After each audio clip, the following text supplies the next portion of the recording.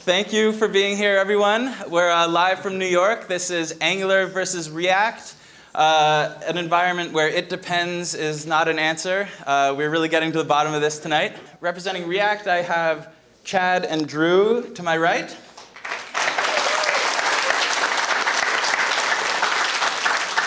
Representing Angular, I have Ryan and Michael.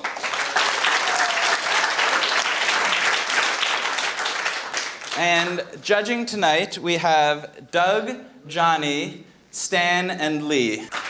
And this is not a presidential debate, so there will be no childish name calling of any kind. Everyone will be respectful. They'll be given a few rounds of discussion. There will be some audience questions. And towards the end, we're going to have the Twitter folks vote on the most valuable debater, so who really stood out. Each team will have 4 minutes to make their opening remarks, and then each team will have 4 minutes to rebut this first round. So let's get this thing started. So I'm going to be making a case why Angular is a better choice than React. My opponents, these two gentlemen over here, are going to try and argue that features and functionality are how you decide which is better. Now, I don't disagree those are important metrics, but I'm going to argue that opportunity is just as important, if not more so. What do I mean by opportunity? I'd like to think that I'm like most of you. I love playing with the latest and greatest stuff. Hell, I have a Cosmo robot. I don't know if any of you know what a Cosmo robot is. It's this little thing that Anki created. It's got some AI built into it. It's the coolest friggin' thing in the world. But it's lacking features, and quite frankly, it's a novelty item. I certainly don't want my career to function the same way. So I want to make sure that what I specialize in isn't a novelty, because let's face it, there aren't many job opportunities for novelty products. Sure, those jobs might be higher paying, but they're also harder to find. Why does that matter? If you had a boss you can't stand, worked at a startup that's circling the drain maybe, buried under technical debt that you never seem to have time to clean up and it's making your life miserable, or any one of the other million reasons why you hate your job, I don't know about you, but I'd like to know that I can move on from the job I'm at nice and easily. I want to know that the skills I've acquired are in high demand. So let's bring this back to the debate and look at the opportunities available to Angular and React developers. Sorry, I'm going to have some numbers for you guys, so bear with me. I looked at Stack Overflow. They did a 2017 developer survey, and out of 64,000 developers, Angular usage grew 11% year over year, from 32% to 43%. React didn't even appear in 2016 survey. They did garner a respectable number this year, but with some new competitors, are those trends really going to continue? I'm not so sure. But given all those numbers, I just naturally assumed there'd be more job opportunities for Angular developers. And well, I looked at LinkedIn a few days ago and pretty much confirmed that. There were almost 9,000 Angular jobs available and just over 1,000 React positions. So that's a whopping 88%, almost 90% fewer positions available for React developers. So if we crunch those numbers even more, just to put it in real simple terms, if you're an Angular developer, you only need to compete with 3 other developers for a job. That's it. If you're a React developer, however, you got 11 other people fighting for that same job. I'll be honest, I'm a good developer. I'm definitely not a great developer, and I'm certainly not in the top 1%. In fact, statistically, maybe 2 of you are in the top 1%. So for those reasons, I'm an Angular proponent, and I would continue to choose Angular again and again. And I think at the end of this debate, you're going to agree with me and say Angular is the better framework choice. Team Angular. How's everybody doing tonight? Yeah?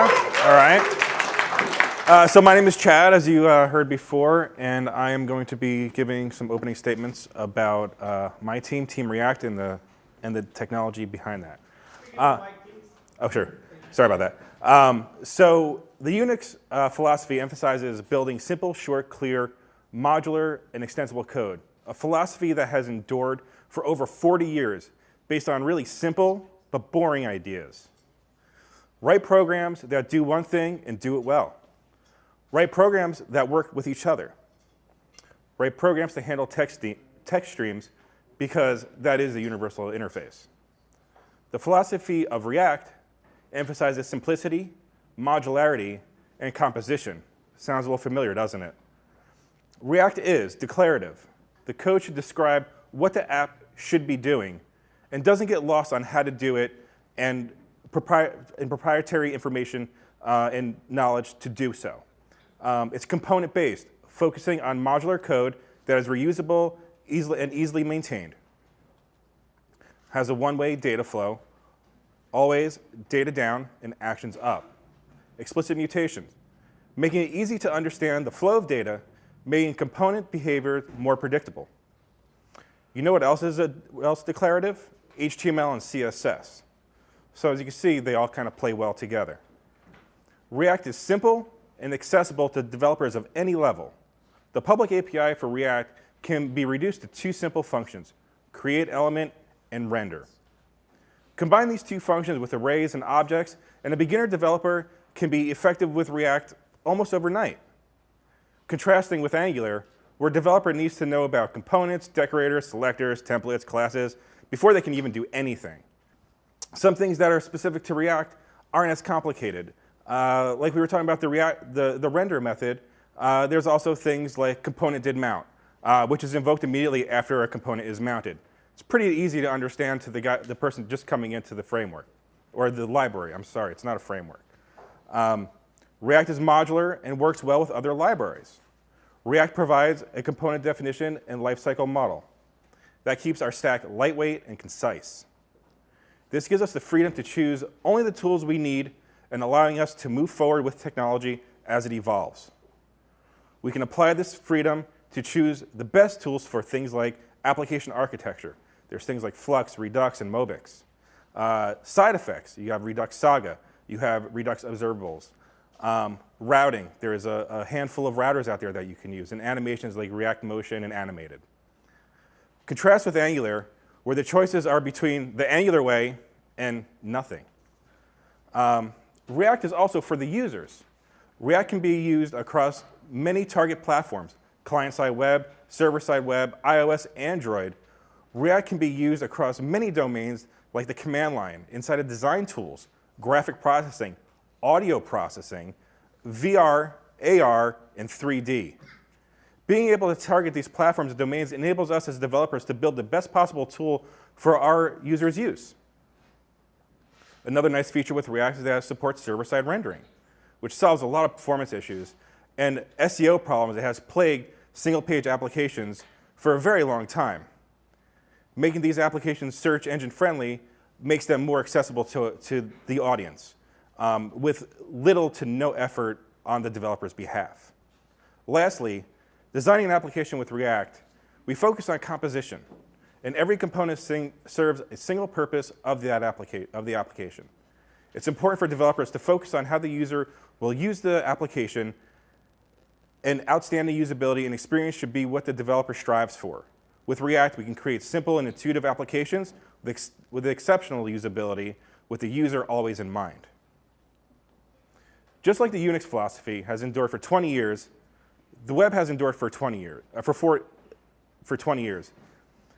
being based on modular components and composition. The React component model and the capabilities it brings to the web will have an enduring impact on the web now and far into the future. Thank you.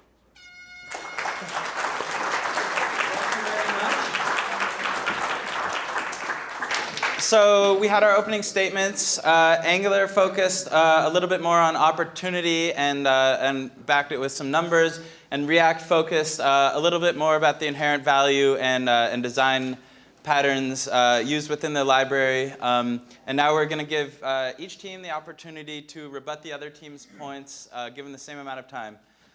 So let's have Angular begin.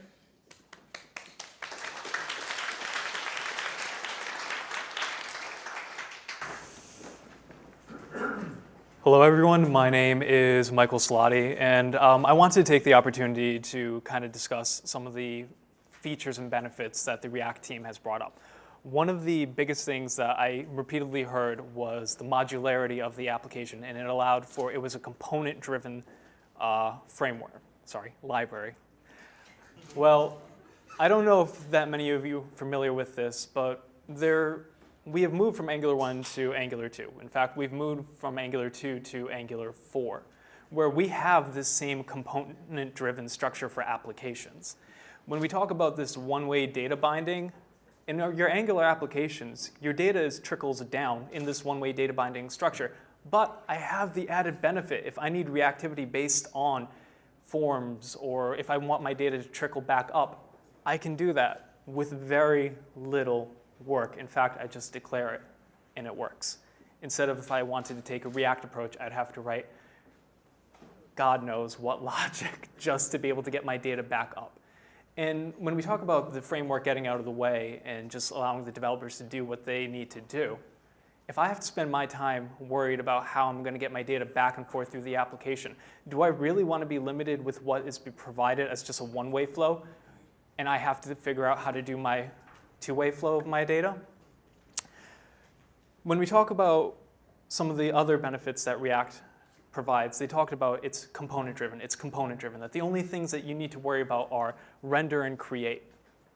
Well, with my Angular applications, I can, in roughly 29 characters, start an entire project with my routing configured, with my Sass configured, everything I need to go to start writing code. With an extra 14 characters, my component is created with my HTML structure laid out for me so I can start writing the HTML that I want associated to my component, and then I just bind it to the code that I want it to be associated to. They talk about it providing freedom to do whatever you want. That lack of standards means that there's a knowledge gap between developers. That means if you want to be able to contribute to another project that uses React as a framework, you might have to learn some of the specific oddities to that project. In Angular, because we have standards, any developer can come into any other project and be able to contribute meaningful code right away. Another thing to consider is when everything is so loose, you end up having the same problem where your router will break. Let me just make sure I get this number right. I believe it was close to 3 or 4 times in the past 6 months.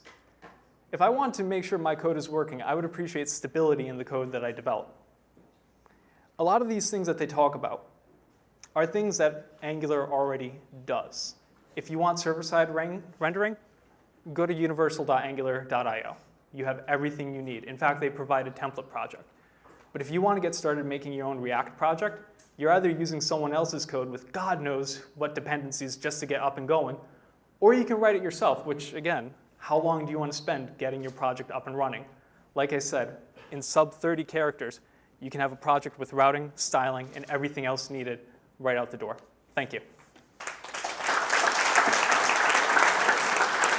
Yeah, that's not. Can't wait for the whole DOM to re-render. It's going virtually. All right, I'm Drew. All right, let's tear this apart. You mentioned the modularity issue and the two-way binding, but you have this crazy, insane syntax to do it. You have to learn all these extra characters to put in your templates, which is just no way you can possibly learn all those things, teach that thing to other people. You mentioned 29 characters to get your application up and running. npm install create React app is 28 characters. The Angular router that shipped with version 1 they never fixed it. You had to pull in a third-party dependency for the entire time you were doing Angular 1 stuff and use UI router instead. Now, the developer survey that you mentioned, there's actually a really cool bit in there where they did most loved and most dreaded technologies that you could use. Most loved was Angular with 51, React with 66. Most dreaded was 48% to Angular, 33% to React. So both wins there for React. Now, in a world where Angular is one of the most dreaded frameworks possible, where developers are upset, angry, unproductive from all the awkward framework complexity and abstractions that you have there, that's really not a good win for anybody. But for those who want to, who are already using React and loving it, let's encourage all our friends here to get on that board with React as well and be happy, empowered developers building great things for our users. You mentioned opportunities. So yes, I went and looked for a few jobs. There were 949 Angular jobs on Glassdoor. There were 24 React jobs. Now that's a big difference, but React is just JavaScript. So if you turn it around and look for just JavaScript jobs, there are 4,222 jobs on that. So a significant increase there if you just know JS. And the more JS you know, the better you are at React. And lastly, React was created by millennials to build applications for millennials. And you know what's cool? Millennials. Angular was built for the enterprise. It was built by the enterprise. It's used and abused by the enterprise. You know what's not cool? The enterprise. Now, I work for an enterprise with a bunch of millennials, and we use React. For these reasons, you should vote for React.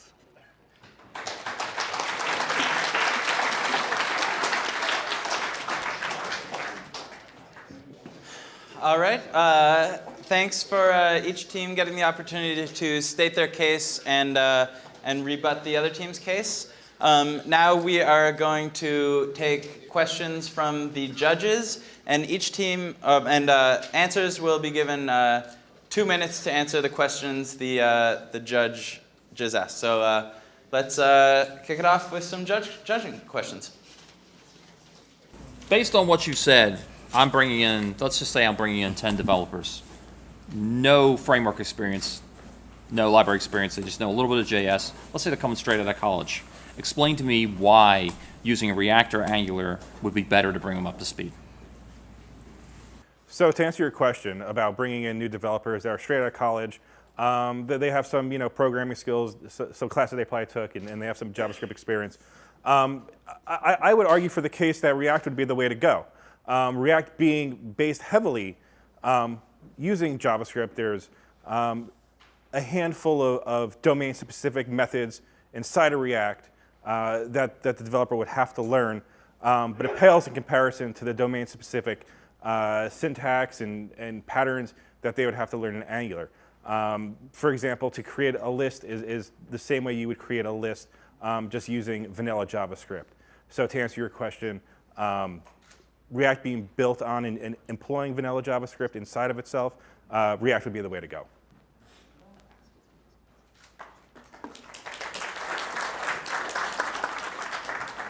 I love the question, by the way. As someone who has hired 10 front-end developers, all working on an Angular application, I think I might actually be uniquely positioned to answer the question. There's a whole bunch of different reasons why. HTML, CSS, and JavaScript, they're all standards.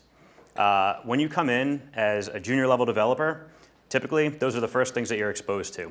And I would argue that it's not only developers that come into the front end world, it's also designers that come into the front end world. And it's really important that we make the framework accessible to everybody.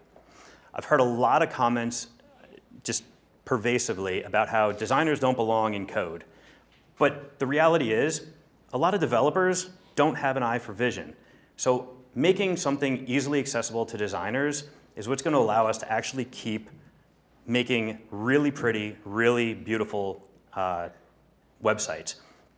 Getting back to the HTML, CSS, and JavaScript standards, Angular tends to be a framework that layers on top of those standards as opposed to mashing them all up into a single file that then has its own unique syntax that the documentation is very specific to React as opposed to if I need help with DOM structuring or if I need help with CSS layout or scaffolding, there's tons of documentation out there that are going to help me get up to speed extremely quick, especially because that's stuff that I am familiar with as a junior level developer. Now, what worked for me is also having senior level developers on the team as well, so some of the more complicated aspects of Angular are very easily translated for them. Making sure you've got documentation in place is really important as well. But again, just having those standards and easy ramp up time, it's just, it's a no-brain win.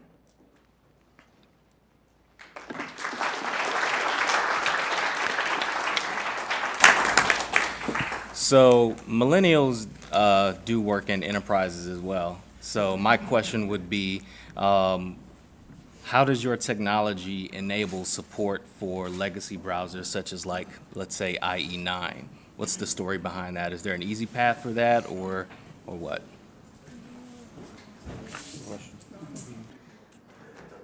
In regards to your question, how does our framework work with legacy browsers like Internet Explorer 9?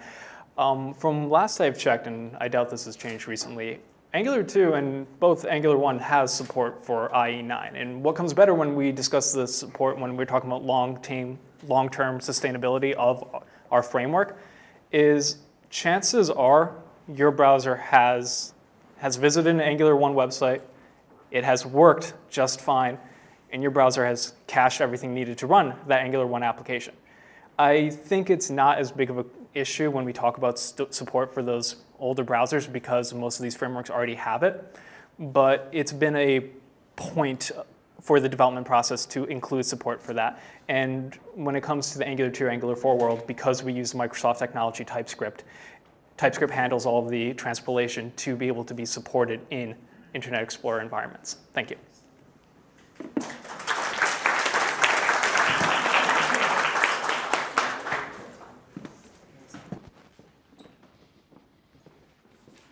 Cool.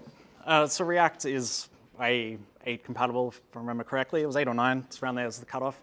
But the real thing you want to aim for with those older browsers is just shipping less code to the browser. You want to have the application run as little JS as possible because they just don't have the right sort of JS engine. They're not as capable. So React works really well because we can render on the server side and ship pre-rendered HTML. We can cache all that and give a progressive enhancement environment to applications running in those older browsers. And as the browsers get more modern, we can enable more features fairly easily by the component composition model that we have.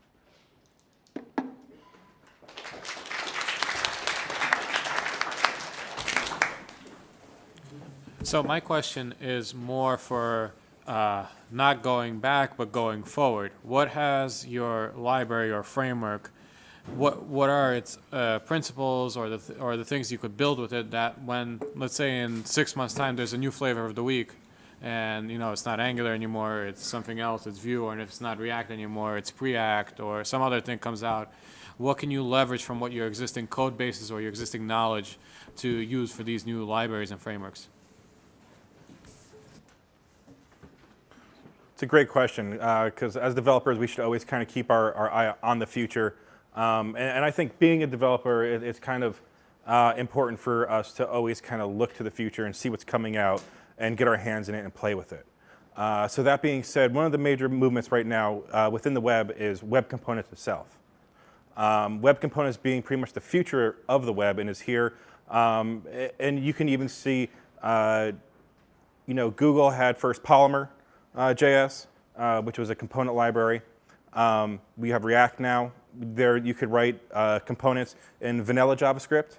And even now, Angular, the new version of Angular is actually supporting web components.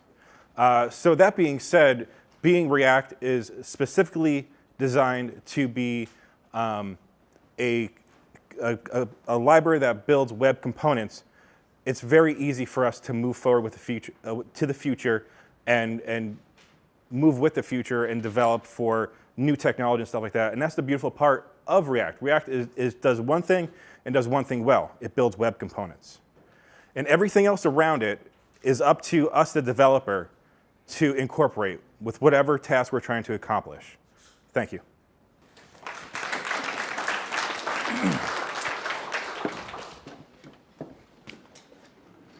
I think that was a great question, actually. First, I don't see Angular as actually a flavor. It's interesting. Our opponents actually brought one thing up that I found really interesting. Angular is not written by millennials. It's written for the enterprise. And if you look at where Angular actually exists right now, it's out on sites right now that are not that adaptable. They're in it for the long term, and they chose Angular. There's a reason why they chose Angular. And not only did they choose Angular, a lot of them in version 1, but the Angular team is actually trying to ease the transition for those 1 applications into 2 applications so that it becomes easier and easier. So here you've got a framework that is already sitting in the enterprise, and it's already ready to go. Developers are using it all the time, so it's not a flavor. It's here to stay. If I log into my Chase account and I see Angular is running there, or Capital One. I should have said Capital One because they're sponsoring this. I'm pretty sure I saw Angular running there at 1.2. I'm probably wrong about that now, though. It's in the enterprise. They're the ones that pay our paychecks. I'm sticking with where my money comes from. So that's it. Thanks.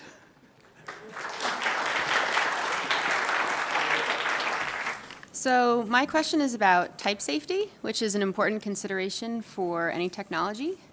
Both React and Angular are built with this in mind, and I would like to know why your technology does it better. I actually love that you brought up this question only because my shift into using Angular 2 and now Angular 4, type safety has been one of the most beautiful and wonderful things in the world for me. Out of curiosity, how many of the developers in this room use Visual Studio or Visual Studio Code?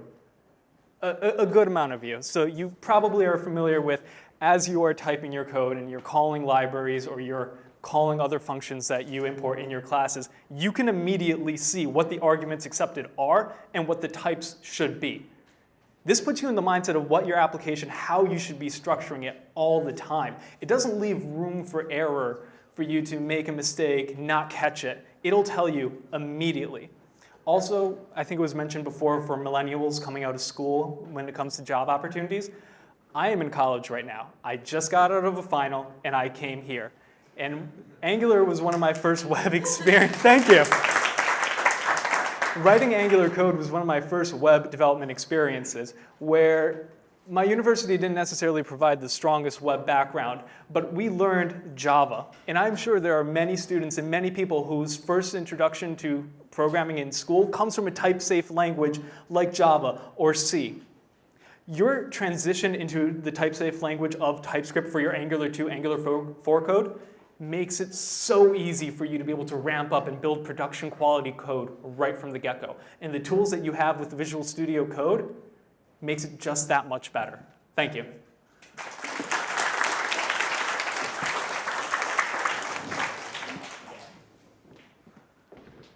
Been instructed to hold this very closely. All right, so type safety is fantastic in React because we can do it not just at compile time with either Flow or TypeScript, which are both like Flow. They're both fantastic tools. TypeScript is amazing and enables all of Visual Studio Code autocomplete stuff for JS. It's fantastic. Building tools on top of TypeScript to augment your JavaScript is amazing. It's been a great enabler for what I've been building with React. But React also lets you do typing at runtime as well. So we can use tools like prop types. There's another tool called tcomb, and lets you build very complex models to structure the data that's coming in at runtime. So even if you're getting data off the wire that you don't entirely trust, you can serialize it into a structure that you have a pretty good idea is going to match what you expect and get validated at runtime. So being able to target both sides of the equation at compile time, at runtime, and get great validation results out of it and build tooling based on those things is a really great enabler of choosing React. And that's why you should vote for React.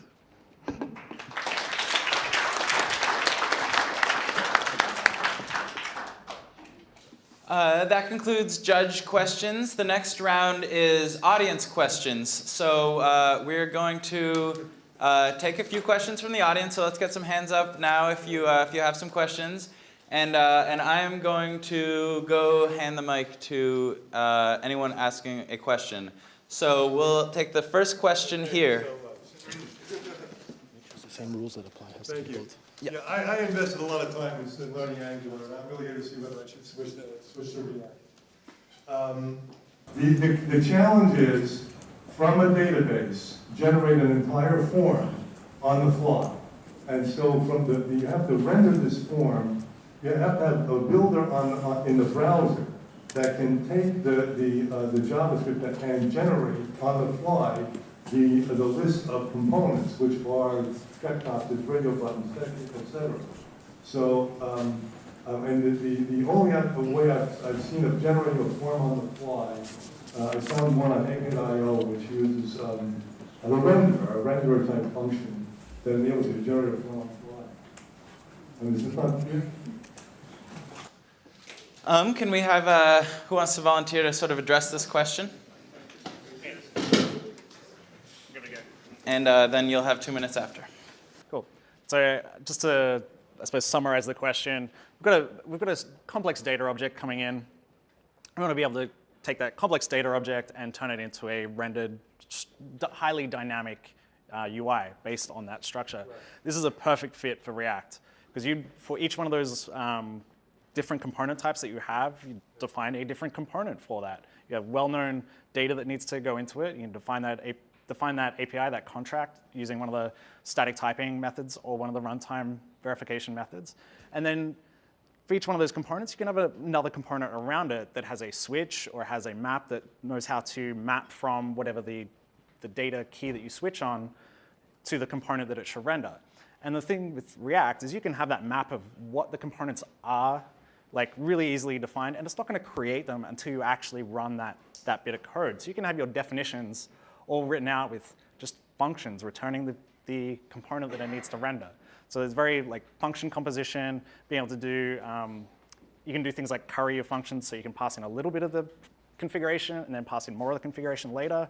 And all those things let you just have a really clear, concise description of what each component is, how to render it, and how to compose them together.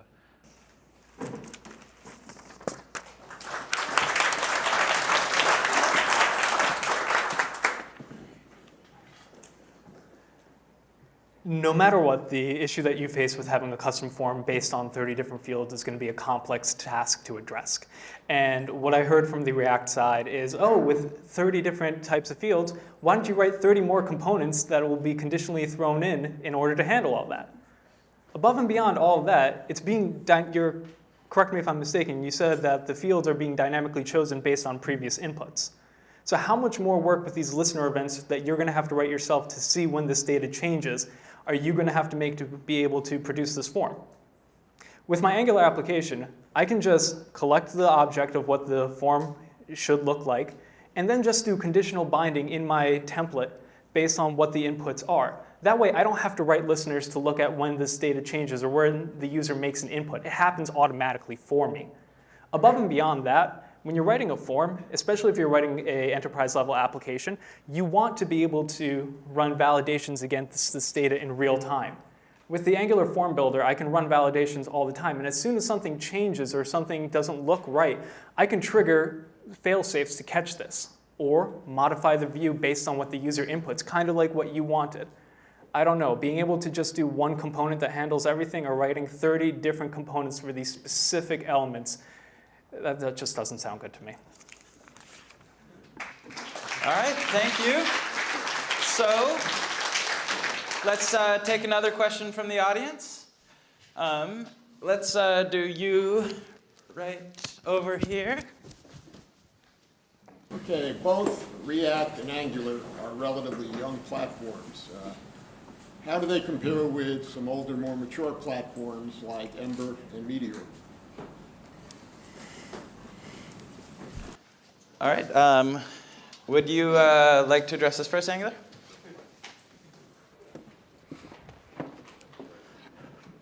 I think I can't really make this argument without also making an argument for React in the process, so I'm going to try and do my best here. The alternatives, the older staying power, I would actually argue that's probably not even true. I can't find an application that's running Backbone anymore. That's like saying what sites are still running, still using jQuery. There's a few out there. But the problem with those platforms is they haven't matured. And where I can actually differentiate from the React team is Angular's actually been around for, I think it's going on about 7 years now. So it does have some staying power. And like I'd mentioned in previous responses as well, we're in the enterprise. It's got staying power. And I think that Angular's done a really good job of unseating those incumbents like Backbone. And I honestly, it's been so long since I've even heard them brought up. It's like thinking about MooTools also, or Scriptaculous. Nobody uses them anymore. Angular's been around for a long time. It's in the enterprise. It's got some significant staying power. It's got a lot of momentum behind it. And I don't think those incumbents have really kept pace. Their contributor counts have gone down.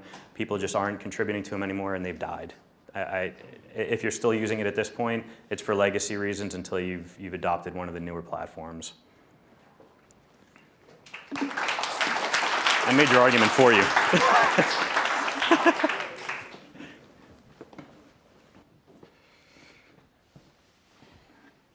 All right. So Meteor is a good one because it sort of really kicked off a lot of real-time data subscription stuff, so enabling like 2 different browsers to communicate really clearly and easily. And they built that through a component-based metaphor and the subscription mechanism there. It's a good tool if that's solving your problem of real-time data subscriptions and you have the infrastructure in place for that works. It's fine. On the Ember side, so Angular is really quite a Java-esque style framework, whereas Ember is like the Ruby version of a framework. So it's like it's very much associated with all the Ruby language and the Ruby team and the applications there.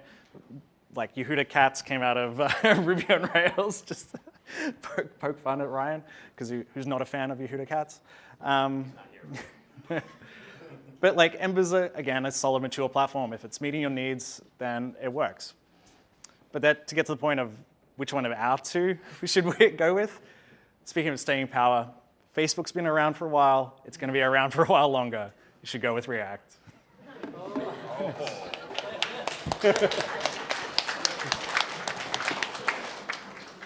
All right, can we get a few more hands up? All right, I'll pick you right here. So I'm actually a user experience designer, so I'm coming from left field a little bit here. But why would you say your program is more optimal to communicate with your design team? Because as much as we all like to work in a vacuum, we can't. So why is your program better for working for designers and building out that optimal UX?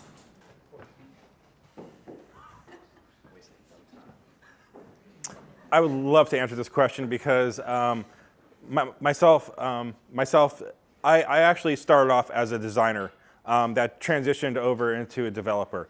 And I'm going to argue the fact that I think React is really great for that. Again, I'm going to talk about React's component model. Okay, when you work with a designer, the designer kind of puts everything out and lays everything out in a bunch of boxes, right? Us as developers take those boxes, kind of think about how those boxes kind of work with one another and the relationships with one another. And we can do that very easily by building these components out. And once we have these components built out, we can kind of figure out how they interact with each other. And we can go back and give the designer a one-to-one comparison to what his mock was compared to what's the actual proof of concept. So I think if you're looking for a more of a design-centric background and thought process to actually developing, React is the winner on this one.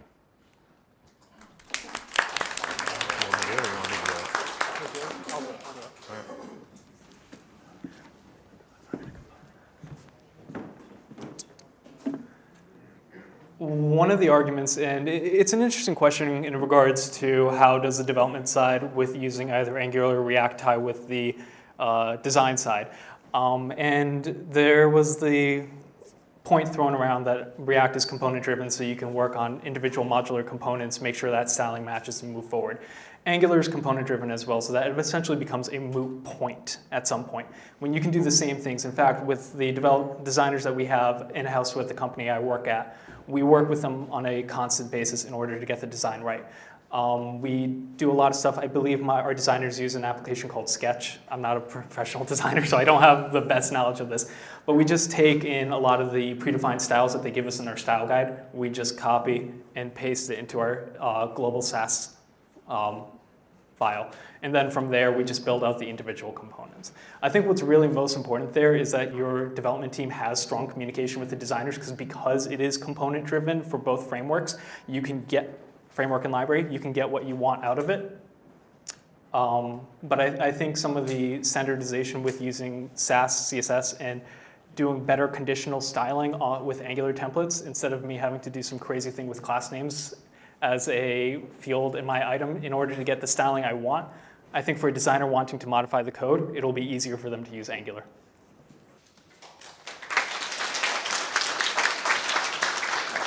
Thank you very much. I just wanted to point out one of these mics doesn't work, and we left it on the podium for some reason, and I think it's been grabbed a couple times. It's kind of the equivalent of commenting out code instead of just deleting it. So I'm going to leave with this. The next, I mean, like this was here. It was kind of like over to the side, but this really should have been gotten rid of. So one last question in this period. So let's get some hands up. All right, you in the orange.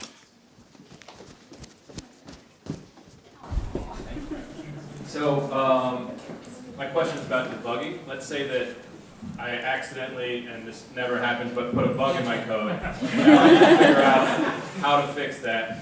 What about your framework is going to help me, or library, help me find this bug, and how do you assist me as a developer if I have to debug someone else's code that maybe I didn't write and I don't know a lot about? Ideally, no one wants to have to deal with a bug in their code. It could, for a new developer coming into the project not familiar, it might be hard for them to pinpoint exactly what it is. But taking a look at the tools that Angular provides, the Angular CLI, as you develop out your classes, components, directives, etc., it will stub out test files for you. So right off the bat, you don't have to configure or set up an entire environment in order to be able to run tests against the code that you have. Not just that, with using Visual Studio Code, which is probably the preferred IDE when you're writing TypeScript, you get to see right away what arguments your classes and functions take. That way you know you're writing safe code from the get-go. And let's say if all else fails, the Angular CLI actually uses ahead of time compilation, which means as soon as there's a break in your code, screen goes black, you will immediately see what the error is and where it is, instead of being surprised when you navigate to that route and all of a sudden, boom, it doesn't work.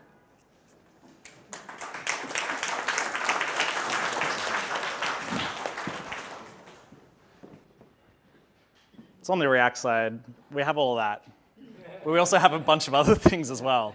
One of the key ones is called snapshot testing. So you can take your component, you render it, you get all the properties as it would be in the DOM, as it would look, but rendered out to a little JSON file. So what happens is the next time you run that test and it doesn't match, it'll tell you, and it'll really clearly pick out that you changed the class name and you haven't updated your test yet. Or you changed your behavior and it's rendering something it shouldn't be doing. And the thing about the snapshot testing and the tool that runs it, Jest, is it just runs it really fast. And it runs them all in parallel and gives you results way faster than any of the Angular tools or anything built on, like Karma's slow, Ava's not too good either.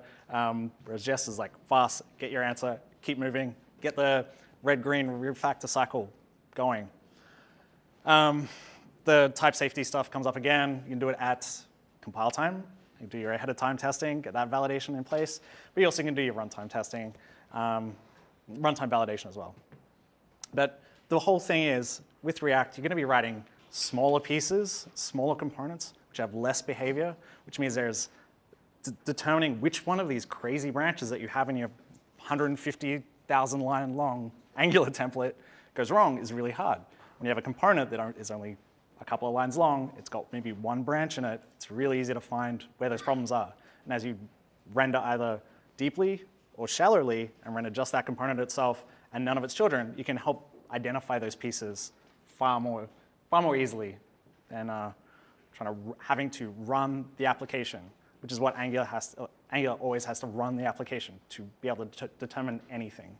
Whereas being able to just get the right answer very quickly at test time gives you an answer straight away and you can keep moving on. And by the way, I've got that same shirt in green. So, thanks. All right, well, why don't we do one more question from the audience? Let's get some hands up. Anybody from this side have any questions?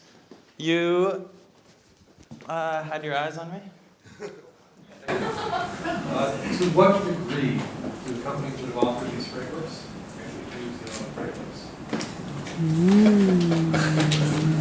All right, Angular? React? So this is the final round of these questions, and then we will give each team a chance to make a final argument, and React will start with the final argument as well. So, but let's have the final portion of this portion. To answer your question, So React is built from the developers at Facebook.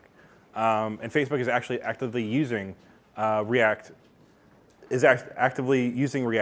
on the front end of Facebook. Or Facebook is actually using React on the front end of Facebook, actively, currently. So that being said, it's a tried true, put your money where your mouth is type of thing.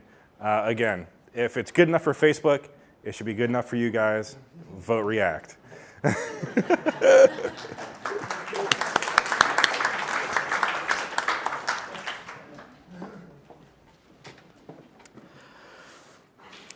It's funny, just because the authoring organization uses the framework that they're proposing at the scale that they're using it, doesn't necessarily mean I would still want to use it.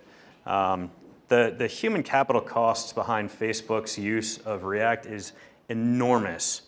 And with LTS support for a major version only being 2 versions out and them lasting a whopping year, I think, at the most right now, you're going to be going back and rewriting those components unbelievably regularly. If you look at Google's homepage, it hasn't changed since.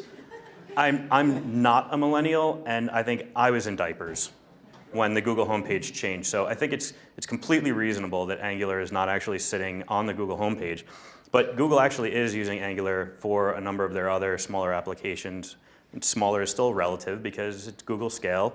They're still sizable. Google Voice, I think parts of YouTube use it. And outside of just the authoring framework, outside of the authoring company, the enterprise is contributing to this framework. People have dedicated resources from other companies to this framework. And I personally want to get behind a framework that has a massive community level amount of support across the enterprise, because those are the people that stay in business. The smaller companies that choose to use React, it's a tough call, and it's going to end up costing you and your company a lot more money, just because you're going to have to keep going back and rewriting. The UI router got rewritten 3 times in the last 5 months, so good luck, Facebook.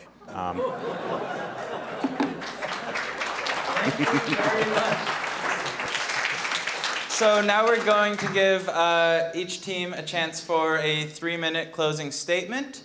And then the judges are going to go off, and you folks at home are going to get a chance to vote for the most valuable debater. So give that some thought right now. And let's hear the final closing arguments from React. So as my counterpart over here mentioned earlier, opportunity is important, right? Sure, it's everything. And as you can see with the numbers we were talking about earlier, sure, the market might be a bit shallow for React developers, but the market is gigantic for JavaScript developers. And React being a JavaScript library, I feel that falls into that category.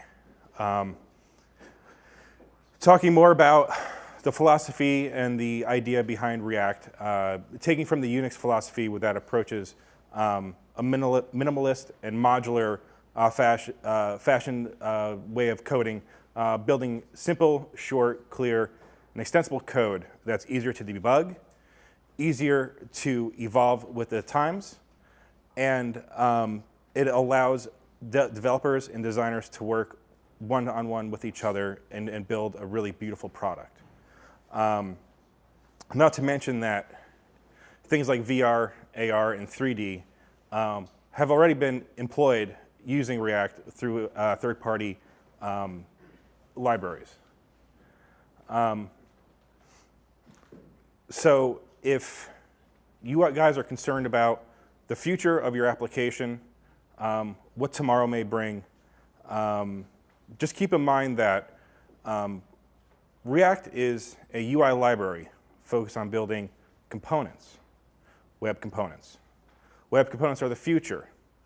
So much that actually Angular now is incorporating components into their library or into their framework. But the thing about Angular you have to remember, it's Angular's way or the highway. With React, you can kind of experiment, build a better product through discovering new technologies and employing those new technologies, and keep your team on its bleeding edge. I feel that React.js is the obvious choice here, and please vote React. Thank you very much.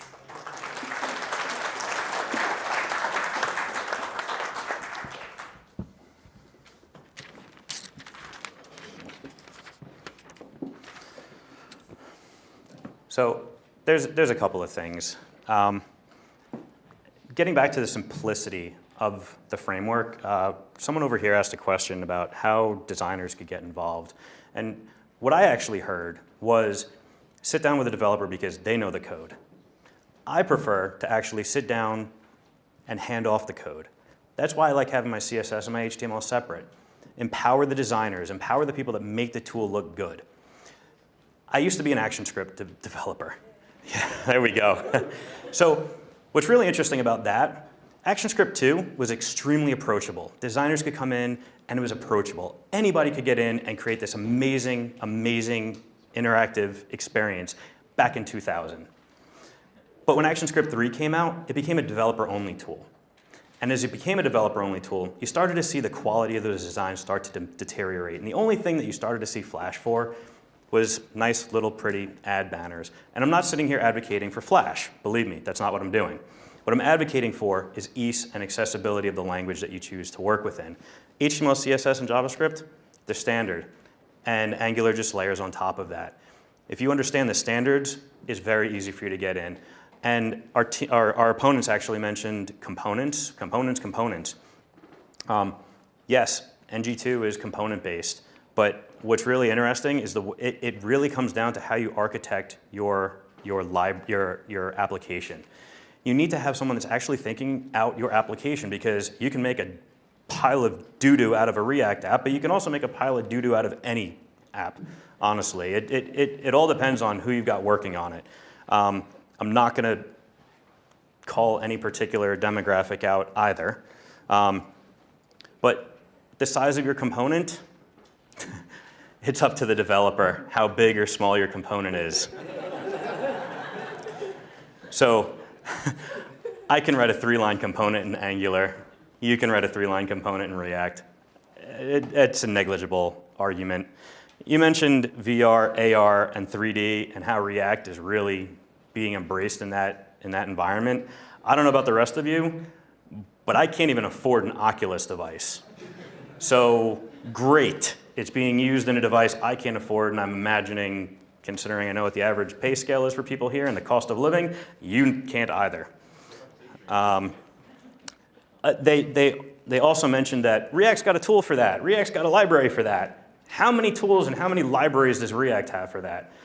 Granted, Angular is opinionated, but it's opinionated where it needs to be. It gives you one central place, one definitive location for you to find all the information that you need. The community has actually ramped up and gotten behind that. React, they mentioned how many different libraries and tools. I find it hard enough just to keep up with the flavor of the day and the tool of the week, let alone needing to keep up with 30 different routers and 15 different libraries that all do the same thing and which one's getting community support and which one's not. It's just mind-boggling. So again, good luck to Facebook. I'd keep eating it. On top of that, yes, React is on the bleeding edge. Like I said, to bring it all the way back to my opening statement, it's about opportunity. I don't want to be on the bleeding edge because enterprise doesn't want to be on the bleeding edge. Maybe your startup wants to be on the bleeding edge, but here's some really cold, hard numbers. In the first year, 99% of you are going to fail. So you're out of a job. Boom. Second year, another 99% of you are going to fail. I want to be where I'm going to have a job tomorrow. That's what's really important to me. That's what the differentiating factor is. Like I said in the beginning, features, functionality, yes, they're important, but so is continuity. So is making sure that you got some money behind it. And as much as that sucks to hear, that's what keeps everything going. That's the drive of the machine. So that's why I think you should absolutely vote for Angular. Thank you all very, very much.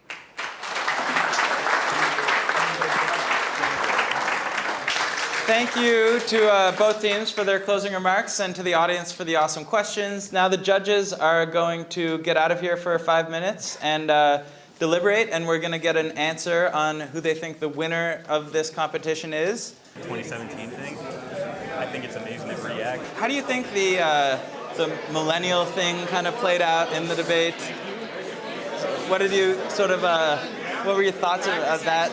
Did it sort of did it get to you? You want to talk about that a little bit? Yeah, I guess I can absolutely kind of touch on that topic. What I kind of heard is that React is cool, React is popular, it does this, this, or that. But you get a lot of that same thing with Angular, and it comes to a matter of choice. You have the stability and long-term support that you get with Angular 1. If you want to take that future-looking, break all the things approach, you can do that as well with Angular 2. I like that ability to go back and forth. And I think that kind of went to show between the different types of users that exist on the Angular platform, where I consider myself to be closer to the millennial. And yes, I have all the opportunities using Angular as a tool. But if you want to think about it at the enterprise level, yes, you have the stability you need too. It's an interesting point, but I think Angular offers the flexibility to do both. So how do you think it went? Fantastically. It was really, we got some good zingers in there through the flow. I think Ryan came through with a couple of good ones in his closing comments. It's going to be tight. Do you trust the judges on this one? They were definitely paying attention to our arguments. Like they knew where they needed to get more information. They knew where they needed to probe a little bit more to help us make sure we were framing the right arguments or going in the right direction. And they should absolutely keep voting for React. All right. AR and VR was mentioned. I was a little surprised native wasn't mentioned. It was kind of like... It was a fault of not being able to type or write fast enough. It was get the first couple of points out, and then it was time to stand up and do that presentation. But the React Native, being able to use the same language, the same sort of component structure, composition, the same sort of patterns, means that as we use React and learn more about JS and the web and HTML, JS, and CSS for styling and all those sort of things, those skills become transferable. And using those concrete implementations in the standard languages for the web then means that you can get some experience with that and move to the more abstract of those concepts of styling a component and then being able to use those same constructs as you work in native, and you get a bit more cross-training. And again, talking to the job opportunity thing, being cross-trained across multiple platforms is a great enabler to a developer. And you may find that you may start on the web side, cross-train into doing more native work, and find that environment is just a better fit for your skills, your environment, your career growth and where you want to go. Have you voted on the poll for most valuable developer? How are you going to win if you don't vote? Oh, I've been talking to you. I didn't want to get it. I want you to go. I'm going to go right now, and I'm going to vote.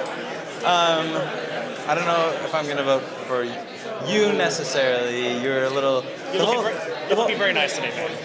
The whole React team... You're an excellent MC. The Angular team was a lot better with the mic, I found. They did a better job of not letting it stray from their mouth. Some of us are very animated with our hands. The buttoned-up, enterprisey folks kind of seem to sort of understand the technology a little bit. I don't know. I'm just sharing. You should vote for the people in the black shirts with the cats on them. Which makes it really easy for you to screw things up too. All right, everybody. The results. Let's settle down. All right, everybody. The most valuable debater tonight, Ryan from Angular. And we have a gift. We have a gift for Ryan. So Ryan, come here. Let's. What does this mean to you that you were named the most valuable debater in the React versus Angular TechDuels debate? Apparently, I'm the master debater, and I can't wait to bring the Google home. All right, It means everything to me. So it looks like we have a Google Home for Ryan of Angular. You know, it might have been a little weird if the Google prize went to. So Yeah, seriously, where's Facebook here? There's no. You came into enemy territory from the beginning. All right, but congratulations to Ryan for kicking a lot of butt tonight. Now, it really only matters. This is a team sport right here, so. I have the results I'm going to announce. Ooh, all right. That was quick. We have the results. First, I'm very proud to see my debaters up here. You guys did amazing. So in the end, all of you won, but truthfully, that's bullshit. So here's the me first start by saying that the decision was unanimous for Team React. All right, can we ask the judges, anybody want to talk about why you chose React? Sure. I mean, obviously, you shouldn't, misinterpret the unanimous vote for like a blowout. It was actually very close. It's just that when the React presentations were being given, we definitely got more of a sense of not necessarily being something that you settle for in the future. We all like the consistency of the enterprise and being able to be nice and stable. But if anything has shown us in the JavaScript world in particular, that things change very, very quickly. And if you're not adapt for responding to that change, then you're going to be left behind very quickly. And so you do see a lot of enterprises and large corporations that have a lot of legacy code bases, and a lot of millennials don't like working on those. And if you want your company to continue to improve and thrive and have the latest and greatest talent, then you have to be willing to move forward. So that was it. I'll just echo the same exact thing that he just said, which is that just because it was unanimous doesn't mean it wasn't close. It was, we were all really, really close. We thought you guys did a great job. All your arguments were awesome. It was super fun. So everybody should feel really good. It was, even though it was unanimous, it was like every individual person was really close. So congratulations to all of you. I think you did an awesome, awesome job. It was awesome. All right, round of applause for everybody here, including the audience members. All right, thank you for coming, everybody. Yes. That was a lot of fun, even though I lost. I'm not a sore loser. We're all locked out. Let's all bow together.